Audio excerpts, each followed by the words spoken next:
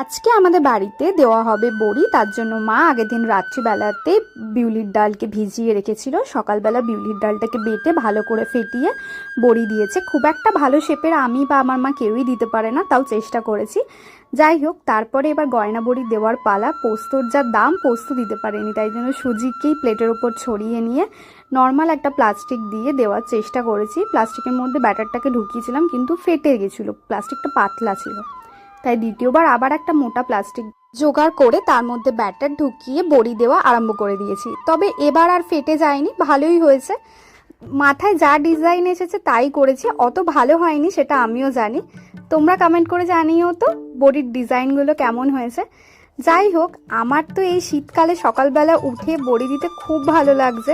একদিন ছুটি পেয়েছি, এই ছুটির দিনে এইগুলো করতে বেশ ভালো লাগে। আর আমাদের ছাদে যা প্রজাপতি, এত ভালো লাগছে, এত ফুল, তাই জন্য আরও বেশি ভালো লাগছে। তোমাদেরকে বড়িটা দিয়েই আমি দেখাবো আমাদের ছাদে এত সুন্দর গাছ হয়েছে, কত টমেটো হয়েছে, কত ফুল হয়েছে, সব তোমাদের সাথে শেয়ার করবো। আগে আমি এই বড়ি ফড়ি দিতে পারতাম না, তারপর মায়ের সাথে থেকে থেকে আস্তে আস্তে আমিও শিখে গেছি। এখন তো বেশ ভালোই লাগে দিতে। এই দেখো, বড়ি সব কটা দেওয়া কমপ্লিট হয়ে গেছে। সকাল সকাল এতগুলো বড়ি আমি আর আমার মা মিলে দিয়ে ফেলেছি।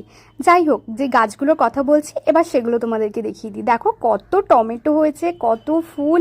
এই পার্পল আর হোয়াইট কালারের ফ্লাওয়ারটা আমার বেশি পছন্দ হয়েছে। আর আমার মায়ের হাতের গাছের যা যত্ন, এত সুন্দর সুন্দর গাছ হয়, ফুল হয়, তোমরা নিজেরাই দেখলে অবাক হয়ে যাবে। আর এই দেখো, গোলাপ গাছের ছোট্ট কুড়ি এসেছে। আর এই যে প্রজাপতিটা বুঝতেই পারছে না কোনটা বড়ি কোনটা ফুল, বড়ির মধ্যে বসে পড়েছে। কি সুন্দর লাগছে, তাই না? আচ্ছা, আজকের ভিডিও এখানেই শেষ করলাম। দেখা হবে তোমাদের সাথে পরের ভিডিওতে।